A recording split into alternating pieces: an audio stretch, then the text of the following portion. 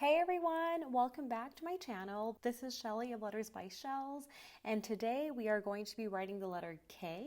Using my brush pen, I'm going to go ahead and start with a light pressure stroke along with a heavy pressure downstroke. And then we're going to lift our pen, readjust our grip, and go off starting with a light pressure and then transitioning into a heavy pressure. And lift your pen again and readjust your grip if you need. And go back to do a down pressure.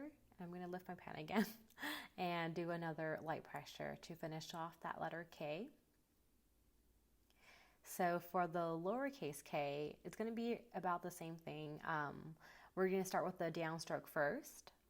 And now we're going to actually start where we left off and start doing a light pressure and then transitioning into a heavy pressure. And then now change the angle of my pen to help me do the other down pressure or the downstroke.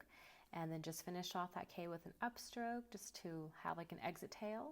And there you have it. There's the letter K.